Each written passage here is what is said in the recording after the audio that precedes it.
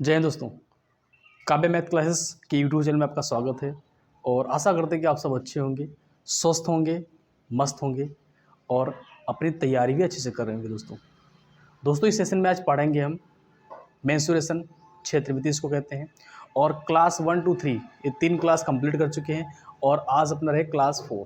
ठीक है, तो आज क्लास 4 में वही क्वेश्चन सेलेक्ट किए हैं जो एग्ज़ाम में पूछे गए हैं दोस्तों। ठीक है, तो रिक्वेस्ट यही है दोस्तों कि वीडियो पूरा देखना और अगर वीडियो अच्छी लगेगी, वीडियो अगर समझ में आई, क्वेश्चन समझ में आएंगे तो वीडियो को लाइक शेयर भी कर देना। ठीक है, और जो हमारे नए साथी जुड़ेंगे ना वो चैनल को सब्सक्राइब भी कर लेंगे। ठीक है, कि ताकि थोड़ा मोटिवेशन मिलता रहेगा तो और अच्छे से क्वेश्चन आपके लिए लेके आएंगे।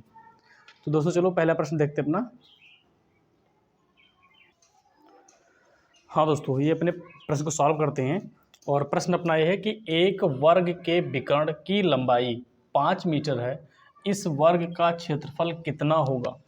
ऑप्शन आपका ये है 25 मीटर स्क्वायर, बी है 12.5 मीटर स्क्वायर और सी है 50 मीटर स्क्वायर और डी आपका है 6.5 मीटर स्क्वायर। ठीक है, मतलब वर्ग का विकर्ण दिया गया है 5 मीटर और इसका क्षेत्रफल पूछ रहा है। ठीक, तो हम फार्मूला इसका सीख चुके हैं कि अगर वर्ग का विकर्ण दिया हो और क्षेत्रफल पूछे तो फार्मूला अपना ये होता है विकर्ण बटे में √2 का होल स्क्वायर। ठीक है, इसी फार्मूले पे क्वेश्चन लग जाएगा। तो चलो सॉल्व करते हैं। तो यहाँ हो जाएगा क्षेत्रफल बराबर विकर्ण दिया है तो लिखेंगे विकर्ण बटे में √2 होल स्क्वायर। अब विकर्ण कितना दिया है, 5 मीटर दिया है, मतलब 5 बटा √2 का होल स्क्वायर। या इसका मतलब ये हुआ स्क्वायर लगा है, इसको 2 बार लिखेंगे 5 गुणे 5 और किसी नंबर्स के ऊपर अगर अंडर रूट लगा हो, अगर उसका हम स्क्वायर करेंगे तो वहाँ से अंडर रूट हट जाता है। ठीक है, जब इसके स्क्वायर करेंगे तो √2 और √2 लिख सकते हैं इनको हम। तो यहाँ जब गुणा करेंगे तो बचा हम 25 और √2 और √4 और 4 का वर्गमूल 2, मतलब 25/2 आएगा इसका आंसर। लेकिन ऑप्शन नहीं मिल रहा, तो 25/2 का मतलब ये हो गया जब इसको भाग करेंगे इसमें तो कितना आएगा 12.5 और मीटर स्क्वायर। तो ये इसका आंसर हो जाएगा दोस्तों। तो इस प्रकार से ऑप्शन नंबर आपका बी जो होगा बिल्कुल सही हो जाएगा। ठीक है, आई बात समझ में। अगर विकर्ण कहीं दिया है, ठीक, तो हम क्या करेंगे, क्षेत्रफल बराबर विकर्ण बटे √2 का होल स्क्वायर फार्मूला होता है, उसी पे वैल्यू लिखेंगे और इसको सरल कर लेंगे, अपना आंसर हो जाएगा। ठीक है, चलो आगे अगला प्रश्न देखते हैं। हाँ दोस्तों, चलो इस प्रश्न को सॉल्व करते हैं और प्रश्न अपना ये है कि यदि 2 वर्गों के क्षेत्रफलों में 1:2 का अनुपात हो तो उनके परिमापों में क्या अनुपात होगा। ऑप्शन आपका ये है 1:2, ऑप्शन बी है 1:4, ऑप्शन सी है 2:1 और ऑप्शन आपका डी है 1:√2। ठीक है, मतलब 2 वर्गों के क्षेत्रफलों में अनुपात 1:2 का दिया गया है और उनके परिमापों में अनुपात पूछ रहा है। ठीक है, तो सबसे पहले क्या करेंगे, क्षेत्रफलों का अनुपात दिया हुआ है तो उसी का हम फार्मूला यहाँ पर लगाएंगे। ठीक, तो यहाँ पर हम लिखेंगे वर्ग का अनुपात। ठीक है, मतलब वर्ग के भुजा को हमने ए मान लिया, A1 और A2, तो A1 का स्क्वायर बटे में A2 का स्क्वायर बराबर किसके होगा, 1/2 के होगा।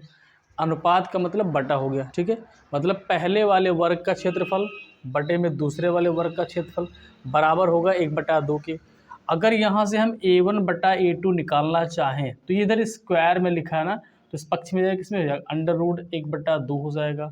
और 1 का स्क्वायर कितना होगा, 1 हो जाएगा दोस्तों, और 2 का स्क्वायर नहीं निकलेगा, 1 का वर्गमूल 1 हो जाएगा और 2 का वर्गमूल नहीं निकलेगा तो √2 लगा देंगे। मतलब यहाँ से ये चीज़ क्लियर हो गया कि A1 की जो वैल्यू 1 होगी और A2 की वैल्यू √2 हो जाएगी। ठीक, अब सवाल है कि उनके परिमापों में अनुपात क्या होगा। ठीक है, तो अगर परिमापों में अनुपात पूछे तो आपको पता है कि 4π 4 गुणे भुजा होता है, तो 4A1 लिखेंगे और बटे में 4A2 लिखेंगे। मतलब पहले वर्ग का परिमाप हो गया, दूसरे वर्ग का परिमाप हो गया।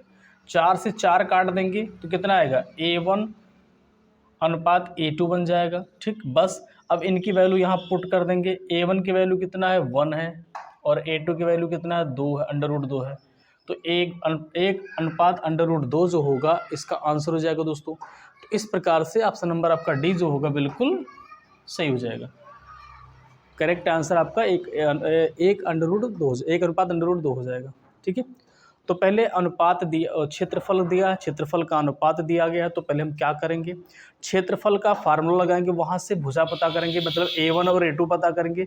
और जब A1 A2 पता हो जाएगा फिर वहाँ से हम क्या करेंगे, परिमाप का फार्मूला यूज करेंगे और उसके बाद 4 4 कट जाएगा, A1 और A2 बचेगा। तो A1 की वैल्यू 1 आया है और A2 की वैल्यू अंडर रूट 2 आया है। तो 1 अनुपात अंडर रूट 2 जो होगा इसका आंसर हो जाएगा साथियों। ठीक है, हाँ दोस्तों, अगला प्रश्न देखते हैं। और प्रश्न अपना ये है कि 3 मीटर भुजा के एक वर्गाकार फर्श 3 मीटर भुजा के वर्गाकार फर्श पर 20 सेंटीमीटर गुणे 30 सेंटीमीटर साइज के कितने पत्थर लगेंगे। ऑप्शन आपका ये है 25, बी है 150, सी है 100 और डी है 225।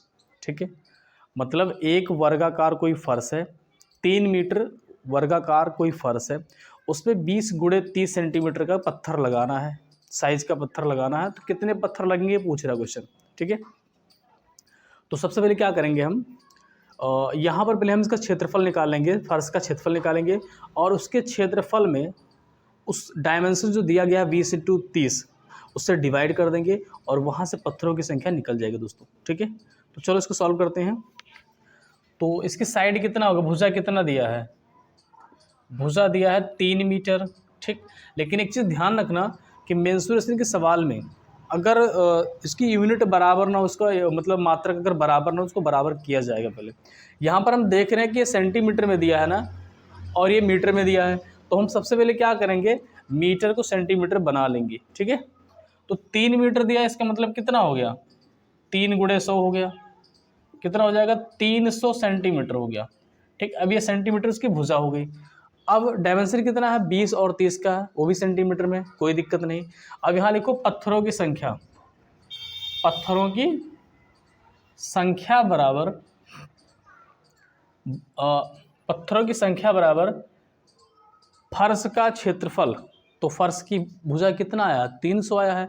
और जब फर्श का क्षेत्रफल निकालेंगे कि फर्श जो है आपका वर्गाकार है, तो क्या होगा, भुजा स्क्वायर होगा, मतलब 300 और गुणे 300 हो जाएगा। ठीक, मतलब ये उसका क्षेत्रफल निकालना है कि उसकी भुजा 300 सेंटीमीटर है, तो हम क्या करेंगे, जब उसका क्षेत्रफल निकालेंगे तो 300 गुणे 300 हो जाएगा। ठीक है, फिर क्या है, उसके डायमेंशन जो दिया, फर्श की जो साइज़ दिया, पत्थरों की जो साइज़ दिया, उससे हम भाग कर देंगे। तो साइज़ कितना है, 20 गुणे 30 का साइज़ दिया है, बस इससे हम भाग कर देंगे और अपने पत्थरों की संख्या निकल जाएगी दोस्तों। ठीक है, हाँ दोस्तों, इसमें डिवाइड कर देंगे और अपना आंसर हो जाएगा। तो 0 0 काट दिए, 3 से काटेंगे 10 बार कट जाएगा, 0 0 काटेंगे 2 से बार काटेंगे 15 बार कट जाएगा, मतलब 15 गुणे 10 बच गया। और जब गुणा करेंगे तो कितना आएगा, 150 आएगा। मतलब उस वर्गाकार फर्श में 20 × 30 साइज के पत्थर कितने लगेंगे, 150 लगेंगे, मतलब 150 पत्थर लगेंगे। और इस प्रकार से आपका करेक्ट आंसर जो होगा ऑप्शन नंबर बी हो जाएगा दोस्तों। ठीक है दोस्तों, तो ऑप्शन नंबर बी जो होगा बिल्कुल सही हो जाएगा। हाँ दोस्तों, अगला प्रश्न देखते हैं। और प्रश्न अपना ये है कि एक 8 मीटर लंबे और 6 मीटर चौड़े कमरे में 1.6 मीटर चौड़ा कालीन बिछाया जाना है, कालीन की लंबाई क्या होगी। ऑप्शन आपका ये है 24 मीटर, बी है 36 मीटर, सी है 30 मीटर और डी है 76.8 मीटर।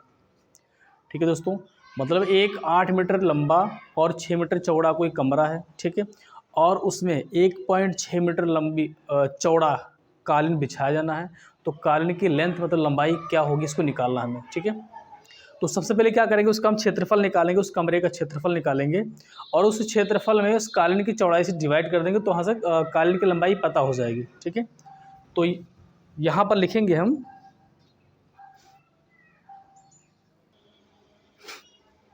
हाँ दोस्तों, तो कालीन की लंबाई निकालेंगे हम। तो लंबाई बराबर हो जाएगा, इसका क्षेत्रफल कितना होगा, लंबाई गुणे चौड़ाई करेंगे, मतलब 8 गुणे 6 कर लेंगे और इसमें भाग कर देंगे 1.6 से। तो 8 छंग 48 और यहाँ दशमलव लगा है ना, तो ऊपर 10 से गुणा कर देंगे, नीचे का दशमलव हट जाएगा, 16 बचेगा।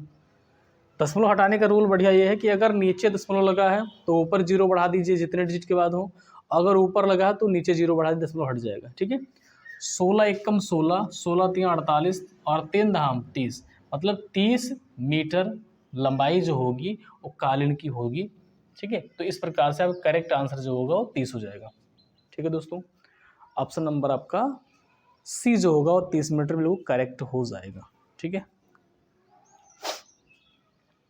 अगर दोस्तों वीडियो अच्छी लगी तो वीडियो को लाइक करना, शेयर करना, और जो हमारे नए साथी जुड़ रहे हैं ना, वीडियो देख रहे हैं, प्लीज़ सब्सक्राइब कर लीजिए। ठीक है, ताकि थोड़ा और मोटिवेशन मिलता रहे, तो आपके लिए अच्छे से क्वेश्चन लेके आएंगे दोस्तों। ठीक है, बहुत मेहनत पड़ती है वीडियो शूट करने में। ठीक है, और अभी छोटा मोटा चैनल है, थोड़ा सपोर्ट कीजिए, आप सबके सपोर्ट की आवश्यकता है, ताकि थोड़ा चैनल बढ़ जाए तो और मज़ा आएगा पढ़ाने में। ठीक है, मेहनत भी कर रहे हैं आपके साथ दोस्तों, वीडियो पूरा देखना। ठीक, हाँ दोस्तों, अगला प्रश्न देखते हैं, और प्रश्न अपना ये है, पहिए का व्यास 1.26 मीटर है, 500 चक्करों में यह कितनी दूरी तय कर लेगा।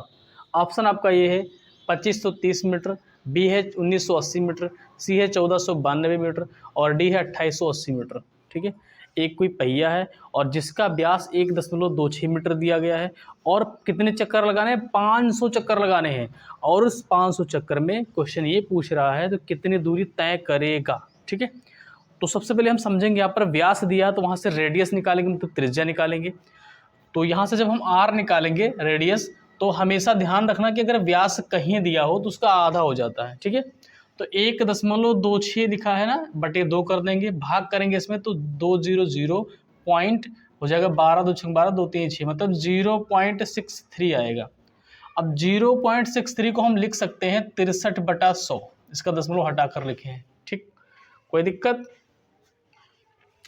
0.63 लिखा है ना, इसको 63 कर देंगे और नीचे 1 करके दशमलव के बाद 2 अंक है तो 2 जीरो बढ़ा देंगे, इसका दशमलव हट जाएगा। ठीक, अब एक चक्कर जो होता है, अगर कोई पहिया जो है वृत्ताकार होती है ना, एक चक्कर मतलब उसकी पूरी परिध, एक चक्कर में, एक चक्कर का मतलब हुआ कि परिध पूरा घूम जाएगा, मतलब एक अगर एक चक्कर लगाएगा तो पूरे से घूमेगा, मतलब वृत्ताकार हो जाएगा, तो उस वृत्त का परिध घूम जाएगा एक चक्कर में। लेकिन यहाँ पर चक्करों की संख्या कितना है, 500 है, तो यहाँ पर हम लिखेंगे दूरी बराबर 500 तो लिखेंगे, क्योंकि एक चक्कर परिध होता है, तो 500 लिखेंगे और गुणे परिध कर देंगे। एक चक्कर में केवल परिध होता है, ठीक, लेकिन यहाँ पर 500 चक्कर कह रहा है तो 500 गुणे परिध कर देंगे। 500 ऐसे लिख देंगे, और परिध का मतलब 2πr होता है, वृत्त का परिध जो होता है 2πr होता है। 500 लिखेंगे और 2 लिखेंगे, पाई की वैल्यू 22/7 लिखेंगे, और r की वैल्यू कितना दिया, 63/100 लिखेंगे। बस इनको सॉल्व कर लेंगे और अपना आंसर आ जाएगा। ठीक है, तो 0 से 0 कट गया, 0 से 0 कैंसिल हो गया ये। ठीक है, 7 9 63 हो गया, और बाकी जो बचे सो गुणा कर लीजिए, 5 दूनी 10 गुणे 22 नवैया 9 दूनी 18 के 8 9 18 19 1900, मतलब 198। 5 दूनी 10 और 22 और 9 का गुणा 198, और 198 और 10 का जब गुणा करेंगे तो कितना आएगा, 1980 मीटर जो होगा वो इसका आंसर हो जाएगा दोस्तों। इस प्रकार से करेक्ट आंसर आपका ऑप्शन नंबर बी हो जाएगा। करेक्ट आंसर आपका ऑप्शन नंबर बी हो जाएगा दोस्तों। ठीक है, तो इस तरीके से इसका आंसर हो गया दोस्तों, और इस टाइप के क्वेश्चन को आप ऐसे निकाल भी सकते हो। हाँ दोस्तों, अगला प्रश्न देखते हैं, और प्रश्न अपना ये है, एक आयताकार खेत की लंबाई और चौड़ाई का अनुपात 5:4 है। यदि खेत की चौड़ाई इसकी लंबाई से 20 मीटर कम है तो खेत का परिमाप क्या होगा। ऑप्शन आपका ये है 260 मीटर, बी है 280 मीटर, सी है 320 मीटर, और डी है 480 मीटर। ठीक है, मतलब एक आयताकार कोई खेत है, उसकी लंबाई और चौड़ाई का अनुपात जो है 5:4 है, और सवाल ये कह रहा है कि चौड़ाई जो है इसकी लंबाई से 20 मीटर कम है। ठीक है, तो उसका परिमाप क्या होगा। ठीक, तो इसको हम लिखेंगे पहले, यहाँ पर लंबाई और चौड़ाई का अनुपात कितना दिया है, लंबाई और चौड़ाई का अनुपात 5:4 दिया है। ठीक, और एक चीज़ ध्यान रखना, कहीं सवाल में पूछे कि इतना से इतना अधिक है या इतने से इतना कम है, तो हम वहाँ समझ जाएंगे दोस्तों कि डिफरेंस की बात तो कर रहा है। ठीक है, तो यहाँ पर सवाल कह रहा है कि चौड़ाई जो है लंबाई से 20 मीटर कम है।